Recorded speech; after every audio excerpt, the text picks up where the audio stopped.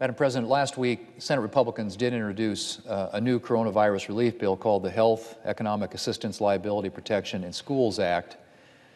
This bill is a $1 trillion piece of legislation focused on getting Americans back to work, getting kids and college students back to school, and providing health care resources to help defeat the virus.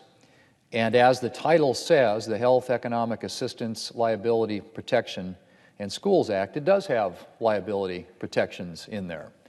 I just listened to the senator from Illinois attack the idea of including those types of protections in the legislation. But I think it's really important, Madam President, to point out that those types of protections are critical if we are going to get the economy reopened again. Businesses who are doing all the right things, following the CDC guidelines, adhering to all the laws, all the guidelines and restrictions that are out there, shouldn't have to worry about lawyering up and spending thousands and in some cases millions of dollars to try and defend themselves against frivolous lawsuits, which are being filed as we speak by the thousands. And the implication, Madam President, given by the senator from Illinois that somehow this is all about big corporations or big businesses is just not consistent with the facts on the ground. In fact, I had a conversation 2 days ago with the school administrators in my state of South Dakota, all of whom are very interested in getting their schools opened up and getting kids back in school, which again is one of the priorities of our legislation. It should be, I think, one of the priorities of the country as we head into the fall. And one of their big issues was ensuring that they had protections against liability, a liability shield, if you will, not against gross negligence, not against intentional misconduct. Those types of things would not be covered, but protections if in fact they are doing all the right things consistent with the guidelines, following the rules that have been put in place, that they should have at least some protections. And that's going to be true not just of schools and small businesses, Madam President, but also going to be true of healthcare providers. We've got people on the front lines who are sacrificing every day to try and get people better, heal those who have contracted the virus, and also protect those who are on the front lines from getting it. And they too are going to need those very types of protections that are called for in our legislation. So this is not something that was put in there on a whim just because we knew that the Democrats wouldn't like it. It was put in there because of feedback we received from states, local governments, school districts, healthcare providers, hospitals, nursing homes, and yes, some small businesses, all of whom are going to be essential if we're going to get the economy up and going again and get people back to work, kids back to school, and Americans back on their feet. So it is an essential part of the legislation, one which so far the Democrats have demonstrated no interest in including, and frankly, no interest in even having a conversation about, which is unfortunate because it is a critical element and feature of any bill that we should be working on right now to provide coronavirus relief. When we introduced this bill, Madam President, we knew this version wouldn't be the final draft. I think everybody conceded that. We knew we'd need to negotiate with our Democrat colleagues, just like we did with the CARES Act, which was our largest coronavirus relief bill back in March. And back in March, the model that was used was having committee chairmen and ranking members get together and compromise and work out differences and end up with a strong bipartisan bill. Was it a perfect bill? Well, no, of course not. No bill is. Did everyone get everything that he or she wanted? No. But it was a strong bipartisan bill that was praised by Democrats and Republicans alike, in fact, reflected by the unanimous vote. Well, Mr. President, I'd like to say that what we're we are engaging in those same types of negotiations right now. But unfortunately, I can't say that.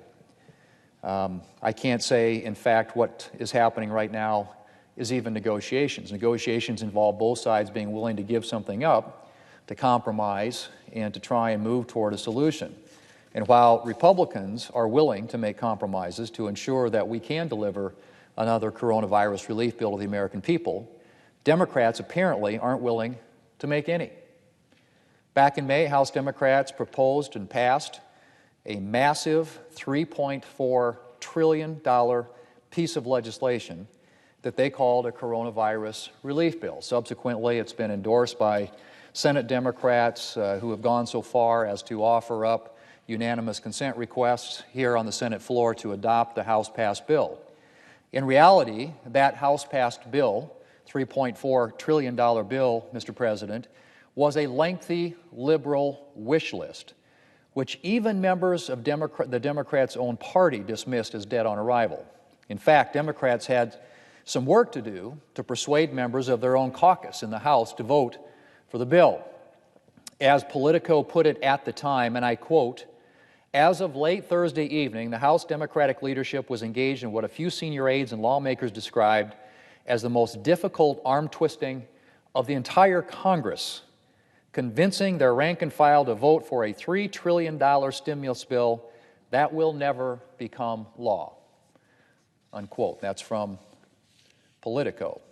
The House bill includes various, quote, coronavirus priorities, like funding for diversity and inclusion studies in the marijuana industry, tax cuts for blue state millionaires, federalizing elections, just a few of the items that were included in the House-passed bill, Mr. President, that it's very hard to argue have anything to do with defeating the coronavirus. In fact, the House bill mentions the word cannabis more often than it mentions the word job, which tells you all you need to know about the seriousness of that proposal.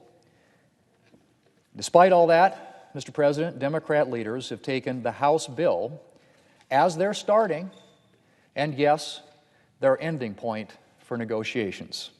They're insisting that Republicans sign off on pretty much everything in their bill, from the tax cuts for wealthy Americans to major changes in election law. And they're not budging on the price tag either. Now, Mr. President, as I said, Republicans have proposed a $1 trillion piece of legislation. And I can tell you from being a member of the Republican conference and the discussions that we have, what a stretch it is for a lot of Republicans who already have voted for multiple coronavirus relief bills to the price tag of about $3 trillion so far, to do another $1 trillion, knowing that every one of those dollars is a borrowed dollar. Every one of those dollars is going on a federal debt, which is already upwards of $25 billion, and will ultimately have to be paid back by our children and grandchildren. Well, that said, the $1 trillion legislation that was put forward by Republicans is nowhere close to the price tag for the Democrats' bill, which is $3.4 trillion, as I said. Now, I think even an elementary school student would realize that compromise lies somewhere between those two numbers, more than perhaps the Republicans' bill and less than the Democrats' bill. But apparently, that's not something that Democrats are willing to entertain. A senior correspondent for CNN talked to Speaker Pelosi yesterday, who claimed she wanted to reach agreement on a bill this week. The correspondent asked the Speaker what price tag she was willing to agree to. Her answer, $3.4 trillion. In other words, Mr. President, after more than a week of negotiations, the Speaker of the House hasn't budged from her original position. She hasn't budged. Nor have the Senate Democrats, who every time something has come up on our side to try and address this crisis, have answered with, well, let's just pass the HEROES Act of the House, the $3.4 trillion boondoggle. Well, Mr. President, that's not a compromise. That's not a negotiation. And if we emerge from this process without a coronavirus relief bill, the responsibility will rest squarely on the shoulders of the Democrat leadership. Well, let's suppose for a moment that Republican negotiators agreed to every single thing that Democrats are insisting on. Tax cuts for millionaires, diversity studies for the marijuana industry, a $1 trillion pot of money for states, who I might add haven't even come close to spending the the coronavirus money the government has already given them. Let's suppose Republican negotiators agreed to everything. What would happen then? Well, Mr. President, the bill would never pass the Senate. In the Senate, you need 60 votes to pass a bill. And there simply aren't 60 votes in the Senate for the Democrats' liberal fantasies.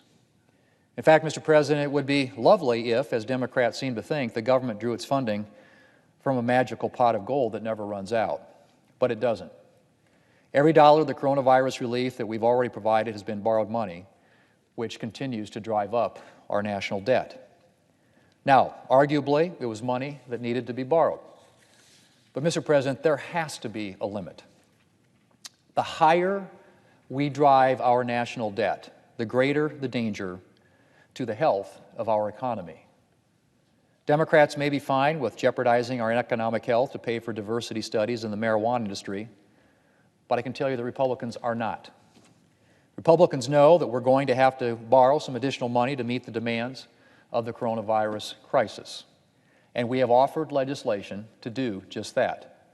But we are not going to further endanger our already battered economy by signing off on every unnecessary spending item on the Democrats' liberal fantasy list. Now, are Republicans going to have to agree to some of the things that we're not crazy about? Of course we are. But Democrats are going to have to accept that they can't dictate every word of the bill. The bill, which passed the House, I might add, was 1,800 pages long. The bill that we have proposed here in the Senate is 165 pages. Mr. President, the ball's in the Democrats' court. Republicans want to pass a coronavirus relief bill, and we are ready to negotiate. But Democrats are going to have to decide if they want to come to the table. Our way or the highway is not a negotiating position. And if Democrats continue to insist on getting everything that they want, they are going to be responsible for Congress's failure to deliver additional relief. I really hope, that the Democrat leadership will remember what it means to negotiate and will work with Republicans to arrive at a compromise bill that can make it through both houses of Congress and actually become law. Mr. President, I yield the floor.